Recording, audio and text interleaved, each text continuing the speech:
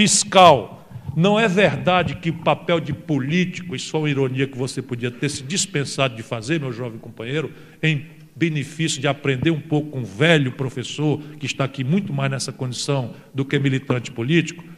Não é papel de político criar imposto. O papel de político é produzir um Estado que corresponda ao pacto que a sociedade espera dele.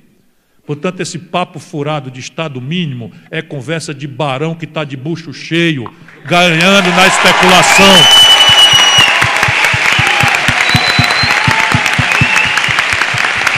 O país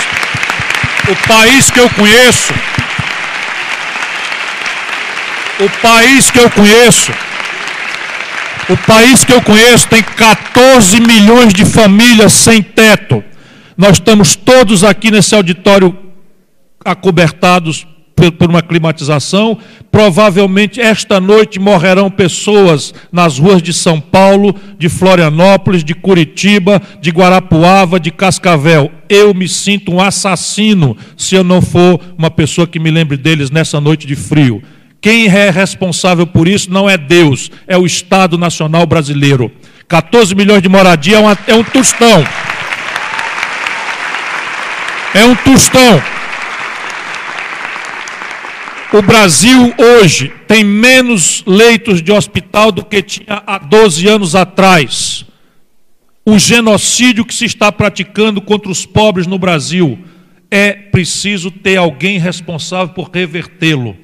E eu acho que o Brasil tem que sair fazendo essas contas. Quanto custa um programa com prazo razoável de superação do déficit de moradia para os mais pobres, cuja característica é vencer em menos de 3 salários mínimos? Portanto, sem subsídio e sem o Estado sendo responsável, eles estão condenados a não ter acesso à moradia, que é um sintoma de cidadania moderna. Qual é a saúde pública mínima que nós temos que garantir, sob o ponto de vista de prevenção e de enfrentamento de epidemias? Eu não admito morar num país com as riquezas que eu conheço do Brasil, com 700 mil casos de malária na Amazônia por ano, 600 mil casos de dengue no Brasil por ano, e a zika, a chikungunya, criando crianças com microcefalia. Eu espero que você pense que o seu filho pode nascer assim, porque o Estado brasileiro tem sido impotente para dizimar um mosquito que na Idade Média causou esses problemas na Europa e já não se ouve mais falar deles em países como os americanos, como o México, como em vários países de economia intermediária. Então, eu já fiz essas contas. A carga tributária necessária para o Brasil, inclusive honrar um perfil sadio do seu endividamento, depois de auditado e termos clareza de qual é a correspondência dessa dívida, porque há muita roubalheira nela, com informação privilegiada, com a mudança de tática entre títulos pré e títulos pós-fixados. Eu vou explicar para vocês o que é. É assim, a próxima reunião do Copom, que é o Comitê de Política Monetária do Banco Central, vai definir que os juros brasileiros vão cair. Anotem o que eu estou dizendo para vocês. Então, eu não sou profeta, eu conheço eles todos. Sou o único ex-ministro da Fazenda que nunca aceitou ir trabalhar para banco. O único, né? Então, eles vão começar a derrubar a taxa de juros. Hoje, como a taxa de juros está muito em alta, todos os títulos do Banco Central, com Fernando Henrique, com Lula e com Dilma, igualzinho, todos os títulos do Banco Central, com a taxa de juros em alta, são pós-fixados. Ou seja, eu emito o título na taxa de juros. Ele falou que a Dilma fez o juro descer a 7,5%. Naquela data que o juro estava a 7,5%, todos os títulos do Banco Central passaram a ser pós-fixados. Ou seja, todas as vezes que eu aumentei o juro, o camarada que tinha o título emitido há um ano atrás ganhou na cláusula de taxa de juro flutuante o aumento do juro. Ele emprestou 100 a juros de 7,5%. Porém, assinado na letrinha pequenininha, que se o juro aumentar, o governo brasileiro paga para ele o aumento do juro. Agora, como o juro vai cair, o Banco Central inverte e passa a vender só título pré-fixado. Significa o seguinte, que o cara vai pegar hoje R$1.000 de título público com juro de 14,25%, e se o juro descer para 13% daqui a um ano, como vai descer ou menos, eles têm que fazer isso para esconjurar uma crise bancária que está na iminência de acontecer, porque ninguém mais está pagando ninguém, pela estupidez de derrubar a receita brasileira e derrubar a atividade econômica, eles vão ganhar com o juro fixado lá em cima. Compreenderam? Vou explicar de novo. Quando ele... Não, vocês estão entendendo? Se eu estou com o juro baixo e o juro tem uma tendência de aumentar, eu clausulo os títulos todos com pós. Então eu vendo a 7,5, mas se subir eu pago a diferença. Se o juro vai baixar, e todo mundo sabe, menos o povo, nós outros que sabemos das tramóias todas lá, né? Se o juro vai baixar, o que eles fazem? Faz pré-fixado. Então o juro agora está pré-fixado, tabelado em 14,25, e o juro vai descer, o governo não ganha nada. O cara que comprou com o juro tabelado. Compreendeu? Eles ganham e ganham. E nós perdemos e perdemos. É preciso encerrar isso. E é preciso encerrar porque é impagável. Chega um limite e que a dívida fica insolvente. E o Brasil já teve vários episódios de encilhamento e hiperinflação por conta disso. E é preciso desarmar essa bomba. Não é com irresponsabilidade nem coisa nenhuma, mas nada justifica a taxa de juros assim. Por quê? Porque a meta de inflação é um equívoco. Meu companheirinho, você está estudando, vá ver se os Estados Unidos praticam. É simples, a gente às vezes, né, tem humildade. O Brasil tem muitas coisas maravilhosas, mas o que não for jabuticaba e só a gente tiver, cabe a gente ter humildade para ver. Então, como é que o juro americano se forma? Como é que a política monetária é assim, com inflation target? Não é não. Como é que o juro do Japão se forma? Não é não. Como é que o juro da Europa se forma? Não é assim não. Como é que o juro da França se forma? Não é assim não. Como é o juro da China? Não é assim não. Como é o da Coreia? Não é assim não. Como é o da Austrália? Também não é assim. Como é o do Chile, nosso vizinho? Também não é. A Argentina, talvez o Macri agora vai imitar jabuticaba, né? Mas também não era. Por quê? Porque é óbvio que você não pode mandatar um Banco Central para atirar unilateralmente na inflação, que hoje é de custo. Estou conversando com o meu companheirinho ali, porque eu acho que ele tem futuro. Ele resolveu me encarar aqui e teve coragem, portanto tem valor, né? Falando bobagem, mas eu vou explicar a inflação que nós temos. Cadê ele? Vou explicar a inflação que nós temos. Quando o câmbio, que eu expliquei aqui, mexe no preço do pão, por causa do trigo, quando o câmbio mexe no preço do remédio, por causa do câmbio, por causa da química fina, quando o câmbio mexe na passagem de ônibus, por causa do câmbio, por causa do diesel, a taxa de juros sobre isso não tem nenhum efeito. Por que se usa taxa de juros para enfrentar a inflação? É assim, muito simples de entender. A gente pode comprar o que a gente tem de renda, mais o crédito que a gente dispõe na praça. Isso os economistas chamam de demanda e demanda agregada. Então, se eu tiver capacidade de produzir 100 coisas e a demanda mais a demanda agregada for capaz, neste momento, como eu falei das bananas, de comprar 110 coisas, acontece um aumento de preço para tirar os mais vulneráveis desse ato de produto. Tem 100 para vender e 110 querendo comprar, a tendência natural é que a demanda provoque uma alta no preço para se adequar e tirar o mais pobre do jogo. Isto significaria, então, que o Brasil tem que atirar com taxa de juros porque atira-se na demanda agregada. Porque, teoricamente, se eu encarecer o crédito, eu desestimulo a população de usar o crédito para comprar. Isto é nos manuais de coisa, que não conhece a realidade brasileira. Porque o nosso povo, de tanta inflação e de tanta descontinuidade, o nosso povo não faz conta de juro. A conta que ele faz com o crediário, como é que chama? Ricardo Eletro, nas Casas Bahia, não sei o que e tal, é se a prestação cabe na renda. Ele não faz conta de que ele pega em 48 meses de prestação, ele paga 3 geladeiras e leva para casa uma. Porque ele não terá geladeira à vista, porque ele não tem renda para isso. E ele tem todo o direito de querer a geladeira. Então, o Casa Bahia, na verdade, não é uma Casa Bahia, é um banco que compreende a psicologia do consumidor popular brasileiro e cria um processo financeiro de picar as prestações de maneira que ela caiba na renda da pessoa. Não adianta você encarecer juro, o cara não presta atenção. Vamos compreender a nossa realidade, vamos gerar um pensamento econômico brasileiro. Isso não quer dizer que nós não vamos estudar o Lord Keynes, que nós não vamos estudar a escola de Chicago, como é que é essa agora que vocês estão na moda de estudar essa baboseira da escola austríaca e não sei o que e tal. Traz um para discutir comigo. E isso é uma intoxicação ideológica. Quem caiu nessa bobagem foi a Globo. Só para vocês verem que não é um problema de manipulação. A Globo tomou dólar emprestado a 1 por 1 no governo Fernando Henrique para investir num negócio não tradable, ou seja, não comercializável em dólar, que é sinal de TV a cabo, a NET. Aí tomou dólar emprestado a 1 por 1, botou no plano business plan, feito por uma consultoria americana, que chegou aqui ao seguinte: renda per capita, $15 mil. Então, nos países que têm renda per capita de $15 mil por ano, você tem um ponto, uma assinatura a cada 12 mil habitantes. Faz a conta, a Globo, opa, é grana muita. O cara não sabe que no Brasil, renda per capita é outra mentira. Porque aqui a desigualdade de renda é tão desconhecida dos manuais de economia, que é como você botar a cabeça no forno, pé na geladeira e apurar a temperatura na barriga. Esse dado não vale nada. Esse dado não vale nada. Resultado, deu 1/10 dos pontos, os caras do tal Business Plan, da consultoria a norte-americana, não sabem o que é gato, né? E a gente tem que saber qual é a margem de gato, que é muito relevante, né, no Rio de Janeiro. E aí o que aconteceu? Veio a desvalorização do câmbio, a Globo quebrou. Por essas baboseiras ideológicas, essas intoxicações que insultam a nossa própria inteligência. Como é que eu tomo dinheiro emprestado numa moeda para vender meu serviço noutra moeda? Sujeita, como obviamente, a oscilações que vão descalibrar o meu negócio. E os caras fizeram, portanto, o problema da Globo não é de manipulação, é problema de burrice e intoxicação ideológica. E alinhamento internacional. E ela vai fazendo escola.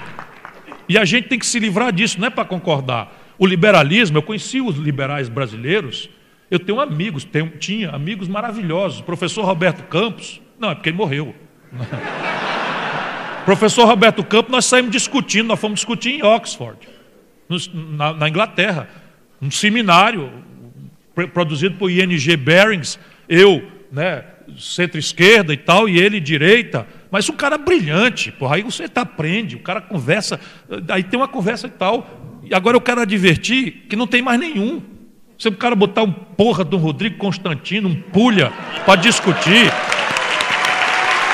não dá. Sabe por quê? Mas não é nada, é porque ele não pensa, cara. Ele não pensa, ele é tal escola de... Como é? Na escola de austríaca. Aí repete o nome de uns caras que eu não sei nem quem é, e não sei o que e tal, e não consegue elaborar sobre nossa realidade. 3 informações e eu encerro. A economia não é global, meu companheiro. A única coisa globalizada é a informação de um padrão ideal, idealizado, referido à nossa felicidade estúpida.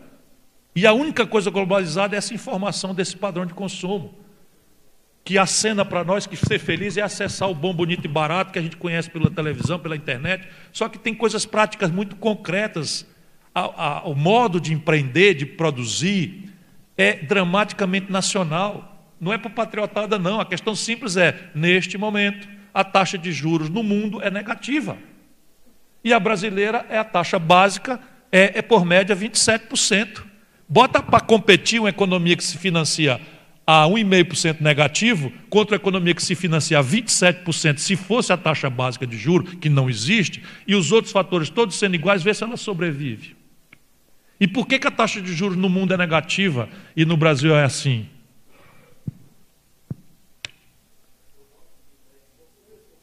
Você pode pedir, agora você vai bancar o risco cambial. Então tem que imputar no seu empréstimo estrangeiro o custo do hedge. Aí você vai de novo para qual é a taxa? O Risco Brasil agora vai te dar uma taxa de juros estrangeira que não é a deles, a negativa. O Risco Brasil, por conta do galope da dívida, por essa política monetária imbecil que estamos praticando, a taxa de juros para o Brasil não é negativa. Nós estamos já caindo no rate, como você deve estar bem informado, e ainda tem que imputar no seu custo o adicional do hedge da variação cambial, que foi o que a Globo não fez e quebrou. Percebe? A vida é dura, meu companheiro. Mas eu tenho outra assimetria, a tecnologia. O nosso padrão de consumo idealizado exige inconscientemente o último estágio de domínio tecnológico. E a tecnologia não é um domínio global. Crescentemente, não é decrescentemente, crescentemente a tecnologia sensível que importa é dramaticamente um domínio nacional. Vou dar um exemplo prático para vocês, para a gente sair da retórica, para a gente pensar com a nossa própria cabeça. Nós somos um de 8 países no mundo que sabe montar um avião, a Embraer. Pois outro dia, na Venezuela, ainda quando o Chaves era vivo, resolveu encomendar 16 Super Tucanos do Brasil. As ações da Embraer subiram 32%. A Embraer fez um edital para contratar mais 600 garotos nossos, ultra bem formados, pagando salários competitivos internacionalmente. E a notícia saiu no Wall Street Journal, um rodapézinho. Tem paciência aí. Se botar a gente para fora, a gente vai bater boca lá fora na coisa. Eu estou gostando do auditório, tem paciência um pouquinho. Na verdade, acabei de receber a notícia de que o Pode técnico aí nos autorizou a esticar então mais vamos até de meia manhã aqui hoje, quem quiser ficar discutindo. Então aí, vamos lá. Saiu a notícia da encomenda da Venezuela e não precisa o governo se meter não, porque os americanos estão se sofisticando. Como eles têm a maior encomenda a pretexto de defesa e a maior encomenda a pretexto aeroespacial, não precisa ter lei. Ele diz para a firma lá, ó, essa aviônica aqui, você tem que ter a faculdade de embargo se ela for transferida a terceiros mercados inconvenientes a nós. Não está na lei nenhuma. Eles não iam topar botar numa lei para a gente entrar na OMC, para a gente brigar na ONU, para não sei o que e tal. Simplesmente a firma que vende aquele negocinho de aviônica, que com ele o avião voa. Sem ele, eu tenho repetido, o avião serve para amarrar jumento, pendurar paletó, né? Pois bem, a firmazinha lá embargou a venda à Venezuela e nós perdemos uma encomenda de 3 bilhões de dólares. Demitimos 700 garotos e as ações despencaram 40%. Ô, vida dura, companheiro. Tecnologia. O Brasil está 3 gerações defasado em relação à ponta mundial e os Estados Unidos, que são o protagonismo global, só é assim porque o Estado Nacional norte-americano lidera para sempre, desde o pós-guerra, a evolução e a inovação tecnológica com dinheiro público, a partir de compras governamentais a pretexto de defesa, ou a pretexto da encomenda aeroespacial, ou do complexo industrial da saúde. Simples assim. Terceiro, e vamos aprender porque nós vamos nos ferrar, escala. No Brasil, 7 em cada 10 empregos são germinados por pequenas empresas. Característica básica, pequena escala.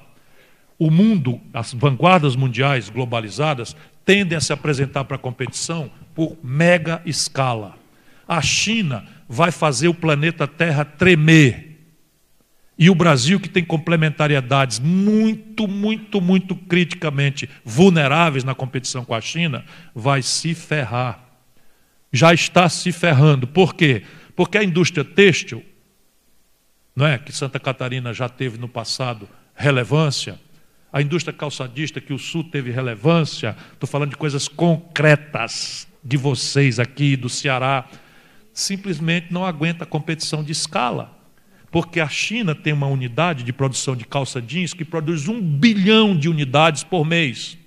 O custo de produção, porque os custos fixos são relativizados de forma dramática, e a rentabilidade média por unidade de produto ou serviço desce a fração de centavo. De maneira que, invariavelmente, segurem essa daí para a gente pensar. O preço final de uma coisa produzida em mega escala é mais barato do que custa produzir em pequena quantidade. Percebe? Sabe o que é? Uma calça jeans vai chegar, já chegou, na Sulanca de Caruaru, onde toda a agenda da elite brasileira está vencida, lá não tem custos previdenciários, lá não tem custo tributário, lá não tem fiscal, lá não tem nada, é um cluster, um arranjo produtivo local, é uma esculhambação de informalidade. A calça da China está chegando na Sulanca mais barata do que custa produzir, sem qualquer crivo de custo trabalhista ou custo tributário, ou custo previdenciário ou custo do trabalho, o que revela a sandice da nossa agenda. Ou seja, junta aí uma economia estrangulada no financiamento vis-à-vis da competição global, uma economia anacronizada tecnologicamente vis-à-vis 100% do consumidor que está conectado. Quem de vocês topa ter um computador 486? Aliás, vocês sabem o que é um computador 486? Quem é que topa uma máquina fotográfica Rolleiflex? Percebe? Novos materiais, supercondutores, nanotecnologia, robótica, mecatrônica, novos materiais. Terceira revolução industrial. Isso vai acontecer no Brasil pelo espontaneísmo individualista do mercado? Aonde foi que aconteceu para eu ir aprender? Alguém aqui me informe se Henry Ford é coreano? O Henry Ford é o que inventou a linha de montagem e tirou o protagonismo da indústria automobilística da Alemanha e transferiu para os Estados Unidos. O Henry Ford é coreano, não? Pois a Coreia do Sul, 30 anos atrás, o Brasil tinha capacidade de produção de 350 mil veículos por ano, a Coreia do Sul não sabia fazer nenhum. Hoje a Coreia do Sul tem 4 marcas globais e produz 15 milhões de automóveis e distribui globalmente e nós não temos nenhum. Isso foi o espontaneísmo do mercado mesmo que fez? Conte-me outra. Vamos pensar, companheiros.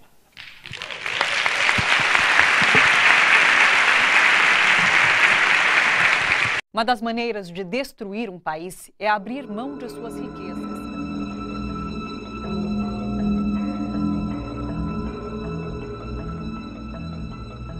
We economic hitmen really have been the ones responsible for creating this first truly global empire.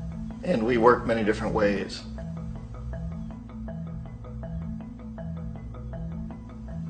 But perhaps the most common is that we will identify a country that has resources our corporations covet, like oil, and then arrange a huge loan to that country from the World Bank or one of its sister organizations.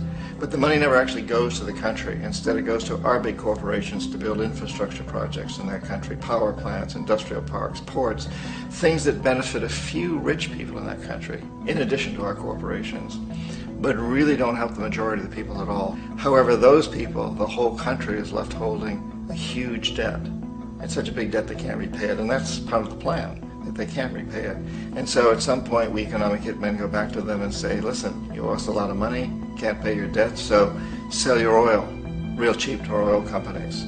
Allow us to build a military base in your country, or send troops in support of ours to someplace in the world like Iraq, or vote with us on the next UN vote. To have their electric utility company privatized and their water and sewage system privatized and sold to U.S. corporations or other multinational corporations. So there was that whole mushrooming thing, and it's so typical of the way the IMF and the World Bank work, that you put a country in debt, it's such a big debt it can't pay it, and then you offer to refinance that debt and pay even more interest.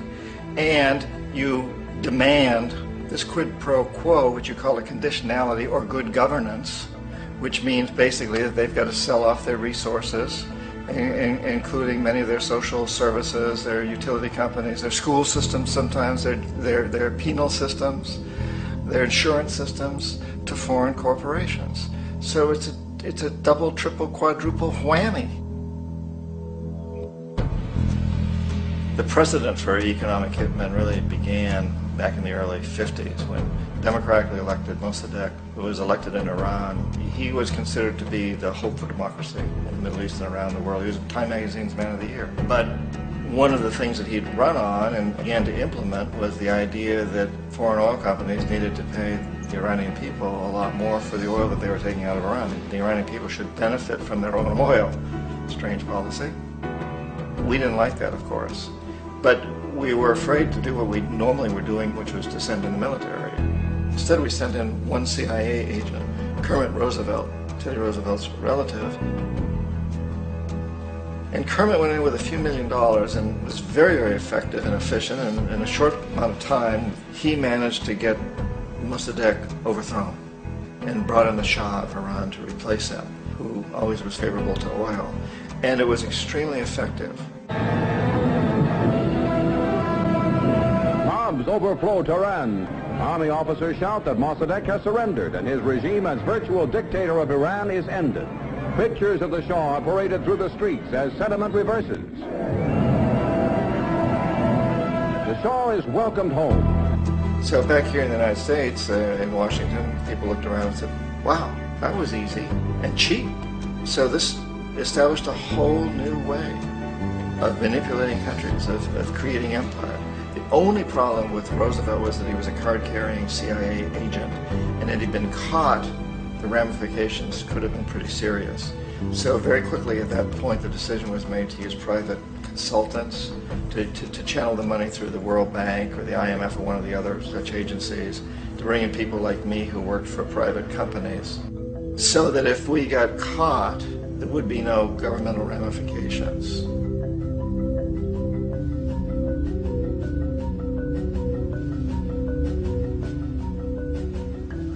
When Arbenz became president of Guatemala, the country was very much under the thumbs of United Fruit Company, the big international corporations. And Arbenz ran on this ticket that says, you know, we want to get the land back to the people. And once he took power, he was implementing policies that would do exactly that, give the land rights back to the people. United Fruit didn't like that very much. And so they hired a public relations firm, launched a huge campaign in the United States to convince the United States people, the citizens of the United States, and the press of the United States, and the Congress of the United States, that Arbenz was a Soviet puppet, and that if we allowed him to stay in power, the Soviets would have a foothold in this hemisphere. And that at that point in time was a huge fear on everybody's mind, the Red Terror, the Communist terror. And so, to make a long story short, out of this public relations campaign came a commitment on the part of the CIA and the military to take this man out. And in fact, we did. We sent in planes, we sent in soldiers, we sent in jackals, we sent everything in to take him out, and did take him out. And as soon as he was removed from office, the new guy that took over after him basically reinstated everything to the big international corporations, including United Fruit.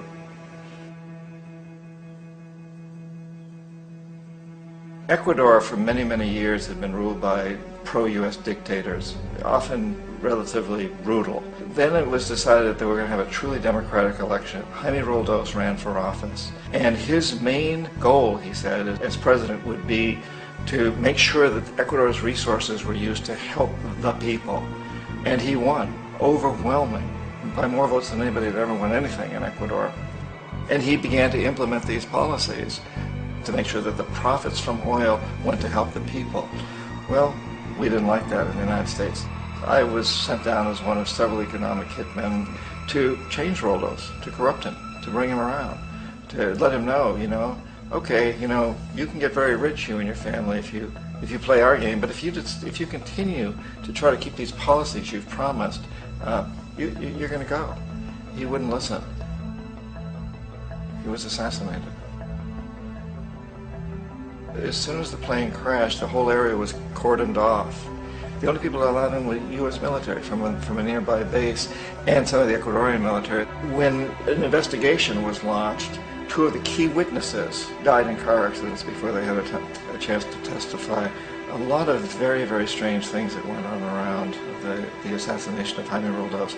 I, like most people who've really looked at this case, have absolutely no doubt that it was an assassination. And of course, in my position as an economic hitman, I was always expecting something to happen to Jaime, whether it be a coup or assassination, I wasn't sure, but that he would be taken down because he was not being corrupted. He would not allow himself to be corrupted the way we wanted to corrupt him. Omar Torrijos, president of Panama, was, you know, one of my favorite people. I really, really liked him. He was very charismatic. He was a guy who really wanted to help his country. And when I tried to bribe him or corrupt him, he said, look, John, he called me Juanito. He said, look, Juanito, I don't need the money. What I really need is for my country to be treated fairly. I need for the United States to repay the debts that you owe my people for all the destruction you've done here. I need to be in a position where I can help other Latin American countries win their independence and be free of this terrible presence from the north that you people are exploiting us so badly. I need to have the Panama Canal back in the hands of the Panamanian people. That's what I want. And so, leave me alone. Don't try to bribe me. It was 1981, and in May, Jaime Roldos was assassinated. And Omar was very aware of this. Torrijos got his family together and he said, I'm probably next, but it's okay because I've done what I came here to do. I've renegotiated the canal. The canal will now be in our hands. He just finished negotiating the treaty with Jimmy Carter. In June of that same year, just a couple of months later, he also went down in an airplane crash, which there's no question was executed by CIA-sponsored jackals. Tremendous amount of evidence that one of Torrijos' security guards handed him at the last moment as he was getting on the plane a tape recorder, a small tape recorder that contained a bomb.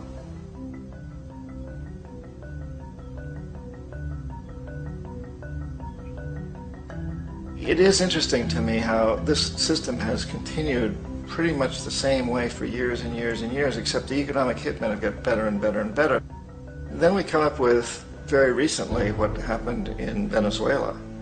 In 1998, Hugo Chavez gets elected president, following a long line of presidents who had been very corrupt and basically destroyed the economy of the country. And Chavez was elected amidst all that. Chavez stood up to the United States, and he's done it primarily demanding that Venezuelan oil be used to help the Venezuelan people. Well, we didn't like that in the United States. So in 2002, a coup was staged, which there's no question in my mind, and most other people's minds, that the CIA was behind that coup.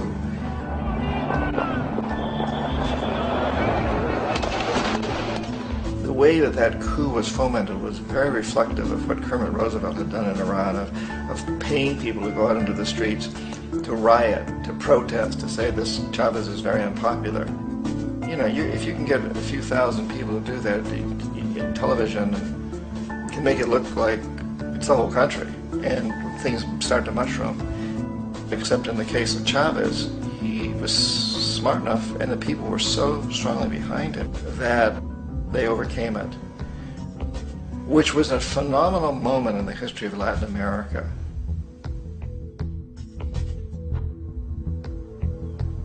Iraq actually is a perfect example of the way the whole system works. So we economic hitmen are the first line of defense. We go in, we try to corrupt governments and get them to accept these huge loans, which we then use as leverage to basically own them. If we fail, as I failed in Panama with Omar Torrijos and in Ecuador with Jaime Roldos, men who refuse to be corrupted, then the second line of defense is we send in the jackals. And the jackals either overthrow governments or they assassinate. And once that happens and a new government comes in, boy, it's going to toe the line, because the new president knows what will happen if he doesn't. In the case of Iraq, both of those things failed. Economic hitmen were not able to get through to Saddam Hussein. We tried very hard. We tried to get him to accept a deal very similar to what the House of Saud had accepted in Saudi Arabia, but he wouldn't accept it. And so the jackals went in to take him out. They couldn't do it. His security was very good. After all, he had one time worked for the CIA. He'd been hired to assassinate a former president of Iraq and failed, but he knew the system.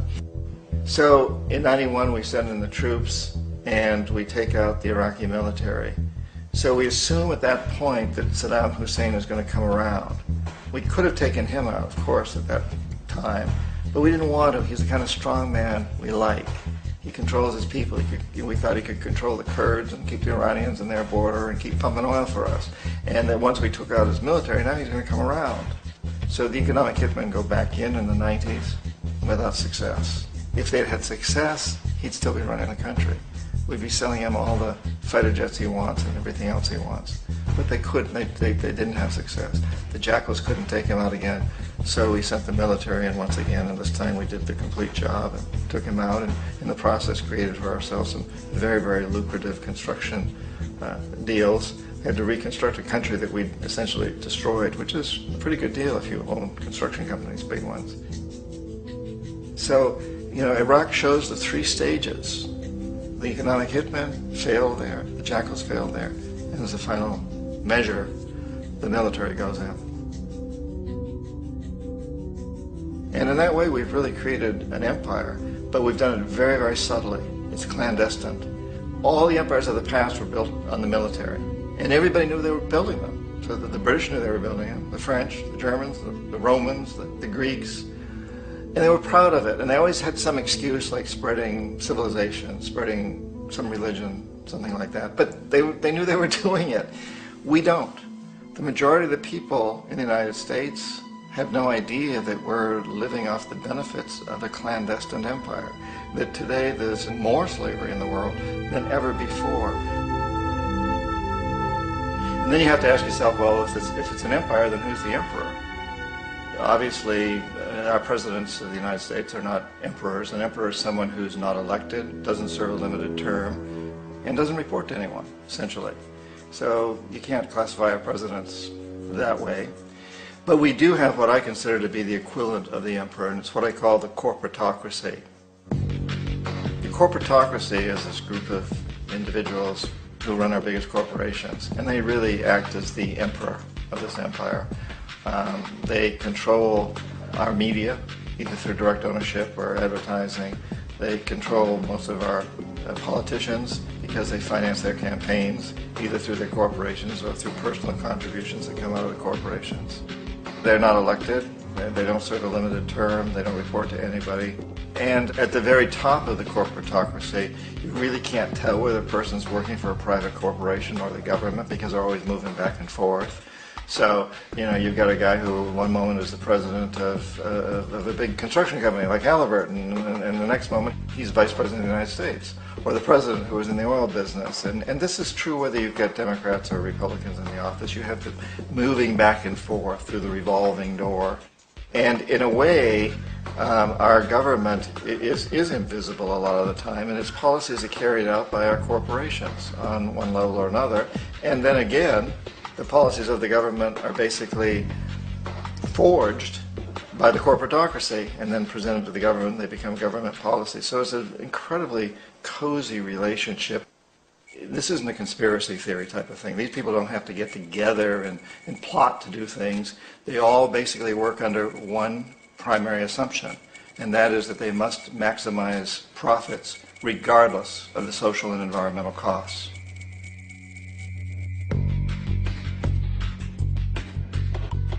This process of manipulation by the corporatocracy through the use of debt, bribery, and political overthrow is called globalization.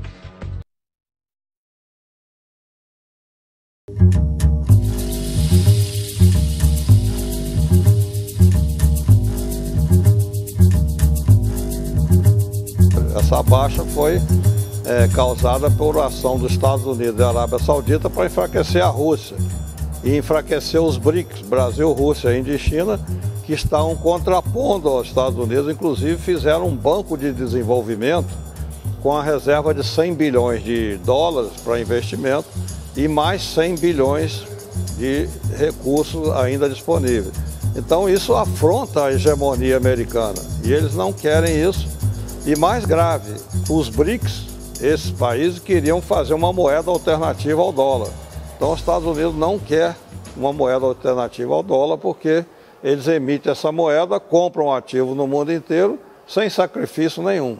Só pintam um papel e vendem para os países e compram produtos com isso.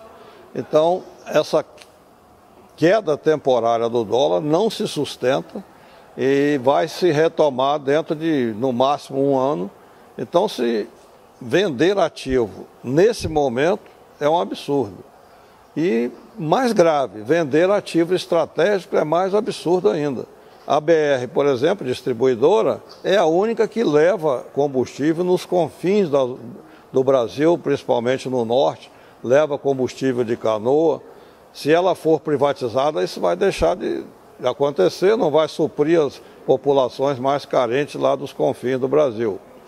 E vender campos do pré-sal, mais grave ainda, você vai vender um campo de Carcará, que é um campo absolutamente promissor, uma reserva muito promissora, e vai vender isso depois de furado e já descoberto.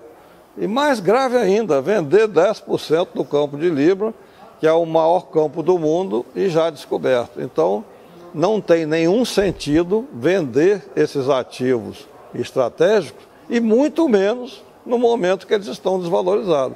Então, essa é uma visão financista do presidente da Petrobras. Recentemente, nós vimos lá o presidente do Conselho de Administração, Murilo Ferreira, que é o presidente da Vale, é também presidente do Conselho de Administração da Petrobras, ele foi contra.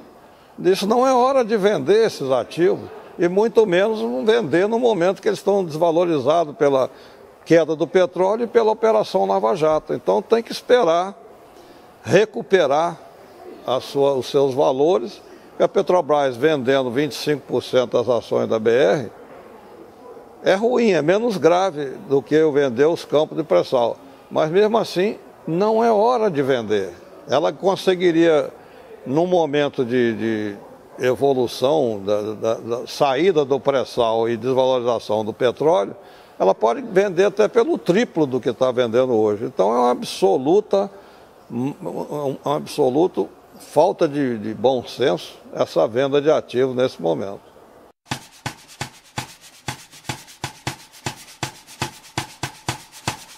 O projeto de lei do Serra, o PLS 131/2015, é extremamente maléfico porque ele quebra a essência da nova lei de partilha que veio para substituir uma lei 9478, que era uma lei totalmente entreguista, era uma lei que dá 100% do petróleo a quem produz e a obrigação de pagar 10% de royalties e 20% de impostos.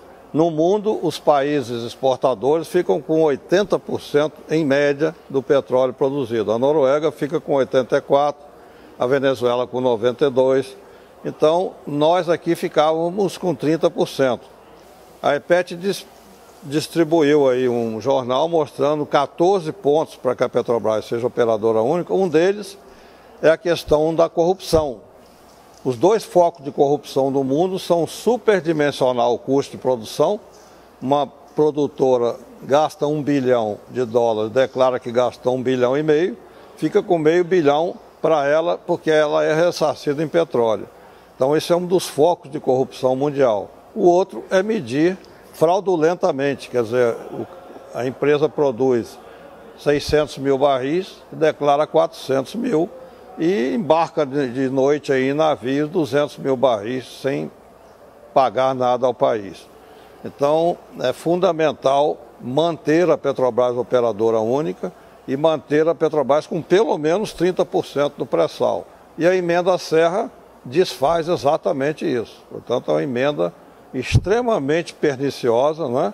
Dando seguimento ao que o Fernando Henrique fez. Quebrou o monopólio, vendeu 36% das ações da Petrobras por $5 bilhões e esteve a pique de desnacionalizar a empresa, inclusive mudando o nome dela para Petrobrax. Então a emenda Serra segue o DNA do PSDB, que é entregar o país. Essa turma de deputados que está aí entregando o patrimônio brasileiro e as riquezas do povo brasileiro. Petroleiros e petroleiras, luta e resistência! Petroleiros e petroleiras, luta e resistência! Petroleiros e petroleiras, luta e resistência! Defender a Petrobras é defender o Brasil! Defender a Petrobras é defender o Brasil!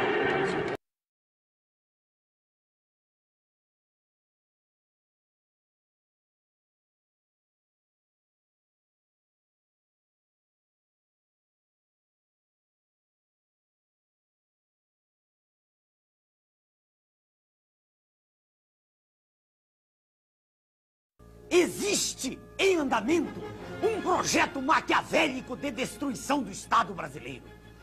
Pretende-se entregar todo o patrimônio da nação, estatais, Banco do Brasil, bancos estaduais, subsolo, Amazônia, enfim, entregar tudo o que representa riqueza, riqueza verdadeira, para os donos do poder mundial. Dizem que isso é modernismo, que vamos ingressar no primeiro mundo, que o Estado deve ser o menor possível e que tudo que é estatal deve ser privatizado. Venderam-se, entre outras, a Usiminas, a segunda usina siderúrgica mais eficiente do planeta, e a Companhia Siderúrgica Nacional, símbolo da indústria brasileira. Todas essas vendas vêm sendo feitas a preço de banana, e ainda são pagas com papéis públicos que estavam altamente desvalorizados. É um verdadeiro assalto à nação, feito às claras, e com a imprensa toda batendo palmas. Com o dinheiro arrecadado das privatizações, diz o governo, estaremos diminuindo a dívida interna do Brasil. Mas o curioso é que se vai vendendo tudo e a dívida interna está aumentando. Em março de 94, a dívida mobiliária era de 50,5 bilhões de dólares. Em julho de 94, com a implantação do real, foi para 59,5 bilhões de dólares. E, em julho de 95, com um ano do plano real, ela já estava em 82,2 bilhões de dólares. Então, para que servem as privatizações? Privatizações são negociatas que servem para transferir o formidável patrimônio público para uma minoria privilegiada de representantes legítimos do sistema financeiro internacional. O governo, sob o comando do sistema financeiro internacional, estabelece juros da dívida interna tão extorsivos que vão exaurindo as finanças públicas e vão quebrando as indústrias, destruindo a agricultura, aumentando o desemprego e criando, como diz o professor Adriano Benayon, doutor em economia pela Universidade de Hamburgo, na Alemanha, criando, sim, uma verdadeira economia de cemitério. O que eles pretendem é a demolição do Estado. Destruído o Estado, segue-se o esfacelamento da nação, fazendo com que o povo não acredite em nada que é nacional, com que perca a sua autoestima e que tenha vergonha de ser brasileiro. Daí a propaganda gigantesca a favor do Estado mínimo, de desmoralização das Forças Armadas, que são o braço armado do povo, e de destruição da família, que é a célula básica da sociedade. É a anulação de todos os nossos valores morais, é o deboche institucionalizado. Mas a nação é o povo, com o seu território, com a sua história, os seus costumes e com a sua língua. Eles querem destruir nossa nação. Com a desculpa de modernidade, de entrar no primeiro mundo, o que estão fazendo é destruir a indústria nacional. Esta é a verdade sobre o projeto neoliberal, que a imprensa podre não mostra. É conduzir o nosso povo, qual manada de búfalos, para o precipício, para a escravidão. É como se fosse um gigantesco octopus, com seus tentáculos, sugando todas as nossas riquezas e drenando-as para os donos do mundo. É a perda definitiva da soberania nacional. Meu nome é Enéas. Simples assim. O atual presidente golpista do Brasil conversando com a espionagem norte-americana sobre como os brasileiros devemos organizar nosso destino. Te alui, meu irmão.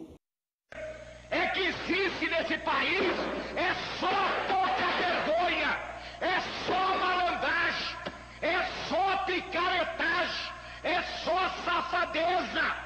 E eu já tô com o saco aqui nos meus cogumelos de ver tanto sem vergonha, de ver tanto palhaço, de ver tanto cafajeste roubando, metendo a mão no povo, emendar a nossa Constituição e meter esses vagabundos, cafajestes, ordinários na cadeia. Não gostou? Você não gostou? Você não gostou? Aqui é mais embaixo, tá? Cambada de vagabundos que existe nesse país. Eu tô com o saco no cogumelo, viu? Tô com o saco no cogumelo. Não gostou? Muda de canal.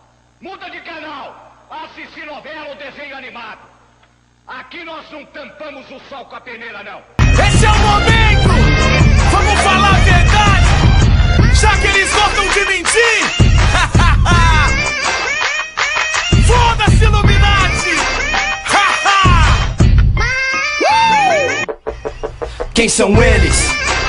Que te manipula facilmente, que sempre prevê o que se passa na sua mente, te iludindo com rádio e TV, mentindo pra você. Eles estão no poder, a nova ordem mundial, eles apoiam o racismo. Tudo é negócio, fazem jus ao satanismo. Organização secreta, sem perguntar invade, destruir as torres gêmeas, prazer Illuminati. Não é ficção, eles estão bem na sua frente. Não se ilude com os filmes, mano, não tem o Tom Hanks. Mensagem subliminar em todo lugar. Abre o olho, tio. Eles vão te manipular.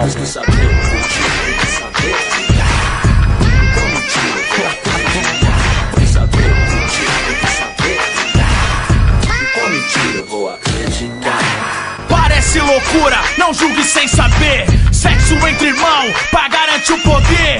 Globo, Bandeirantes e Record SBT. Preste atenção, o olho tudo vê.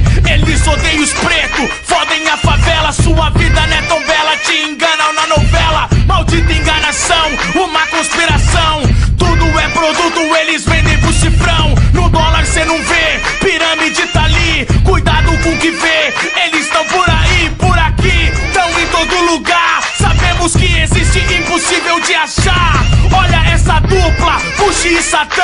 Mataram o Saddam, criaram o Vietnã, falsificaram Obama, treinaram o Osama. Enquanto eles crescem, ficamos na lama. Não!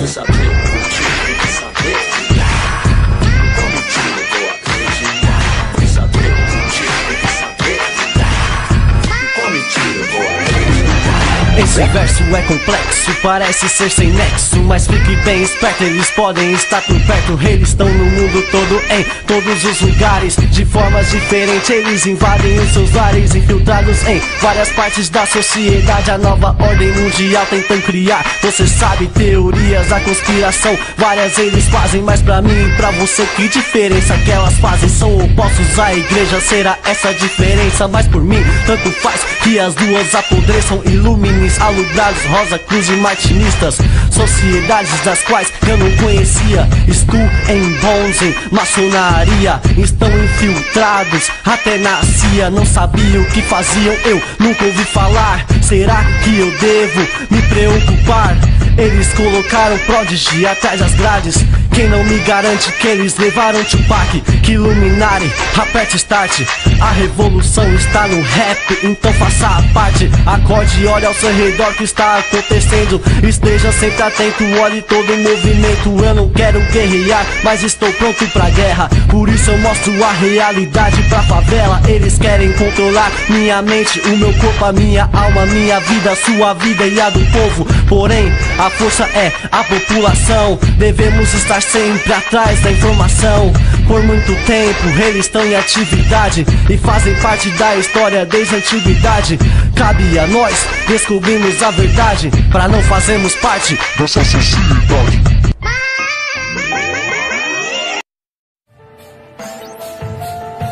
Prepare-se. Diz aí, LDF. Seita satânica, sedenta de sangue, sanguinolenta. Prepare-se pra nova ordem 666. Os senhores do mundo arquitetam um plano pra uma imensa redução de seres humanos. 7 bilhões exterminados sem piedade, pois é assim que governa os Illuminates. 13 famílias que dominam todo o planeta. Judaico-maçônicos, discípulos da besta. Anticristo televisivo, olha o que tudo vê. Na verdade é o Big Brother que controla você, que vê TV e acredita nas mentiras da tela. Absurdos do jornal e da telenovela. Acorde e não se renda a Umbrella Corporation. É a Matrix indicando o final dos tempos. Então lute, haja, seja resistência contra a nova ordem 666.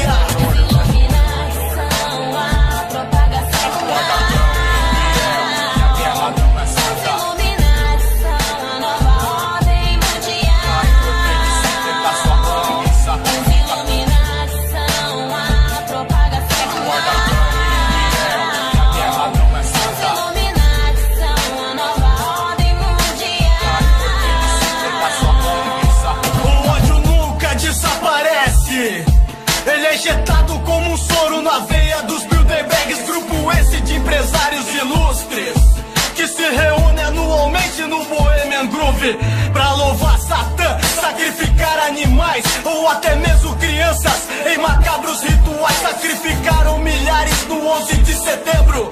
A família Bin Laden trabalha pro governo dos Estados Unidos da América. Capitalistas, satanistas, viciados em guerra. Bush, Clinton, Obama, Nixon, são todos Illuminatis e têm o mesmo princípio. Seguir as palavras das pedras da Geórgia, que estabelece o genocídio como uma proposta. Preparem os caixões da FEMA para o dia D. A nova ordem mundial determina quem vai morrer.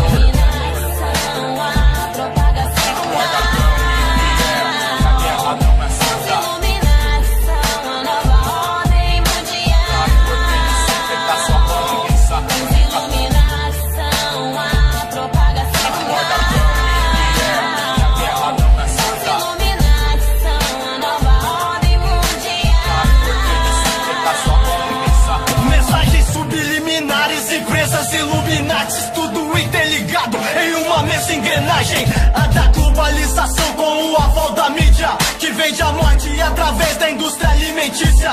Coca-Cola, McDonald's é uma chips, geram câncer, diabetes, artrite.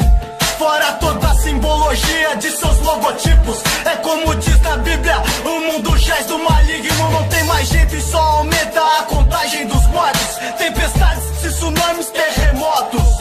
Pois assim está escrito no livro sagrado. O anticristo tá prestes a assumir seu reinado. Mas pode vir Bafomete que eu não me rendo, pois eu prefiro morrer de pé que viver de joelhos diante destes malditos Illuminatis. Em nova ordem mundial tô pronto pro combate.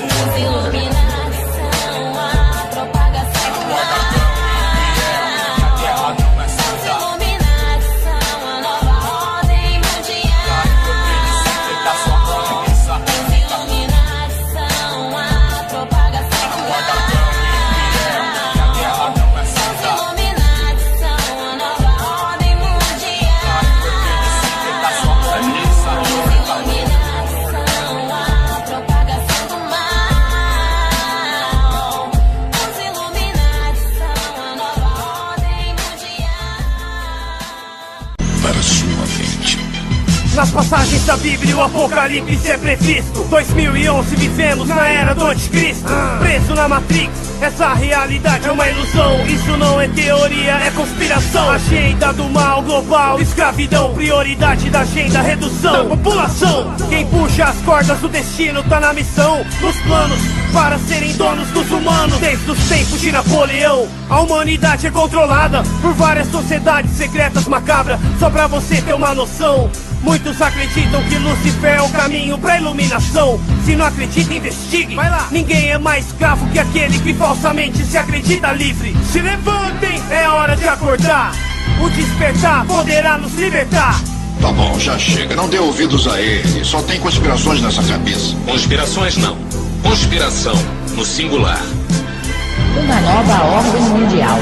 Eles querem nos manipular, nos iludir a aceitar o caminho que irá nos autodestruir. Um só governo mundial, irmão, anota aí. Eles nos irão propor quando o mundo sucumbir. O mundo é conquistado, passo a passo. É o pentagrama invertido, é a pirâmide e o compasso. O mal no coração dos humanos é uma peste. Foda-se os Illuminati e o grão-mestre. 11 de setembro, primeiro grande passo pra conseguir petróleo e conquistar mais um pedaço. Ei, mais uma vez a profecia se cumprindo. É o governo americano por trás do sacrifício humano. E um detalhe do plano, anjos caindo, culparam os muçulmanos e dividiram o planeta. É o capeta por trás do capitalismo. É a minoria empurrando a maioria pro abismo. Os senhores do mundo levam a sério o ocultismo. Rituais sinistros, satanismo, controle mental, terrorismo psicológico. Alerta vermelho pra um ataque biológico. Se preparem para um evento catastrófico. A arma secreta já foi testada no Haiti. Tecnologia HARP, provocando terremotos e tsunamis. Não importa qual será a nossa etnia ou crença, o povo está tendenciado a ser infectado. E as vacinas prejudicam mais que a própria doença. Eu que não quero ser vacinado, não. Eles controlam a circulação do vírus. O futuro da nossa família está ameaçado. Gripe aviária, gripe suína, criada em laboratório, bactéria assassina. Terceira guerra mundial cada vez mais se aproxima. E a bomba é 20 vezes mais forte que a de Hiroshima. Desastres combinados afetam a opinião pública. Muitos se alistam pra guerra, é morte súbita. Codex alimentares, veneno no alimento, fluoreto na água potável, bilhões morrendo.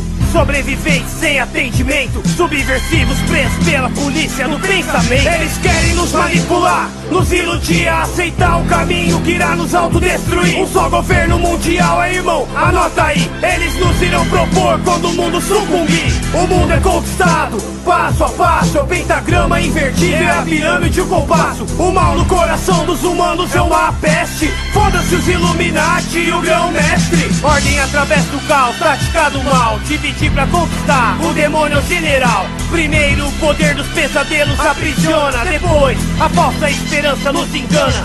W. Bush e depois Barack Obama. Maldita hipnose em massa que nos condiciona ao caminho da degradação, da destruição.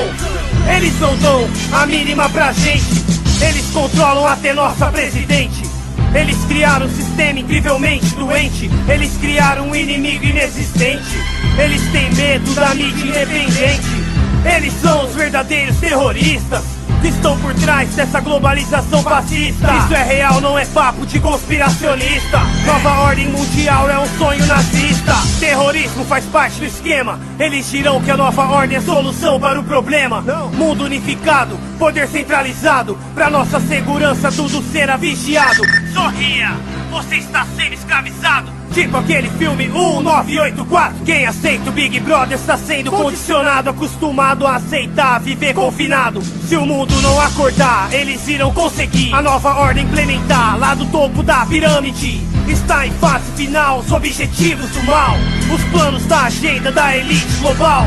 O chip RFID é a marca da besta que será implantada em você. É o olho que tudo vê nas logomarcas multinacionais. É Satanás no controle contra a vida e a paz. A nova ordem mundial está aqui. Eles, os Illuminati. A new world order. A new world order. A new world order.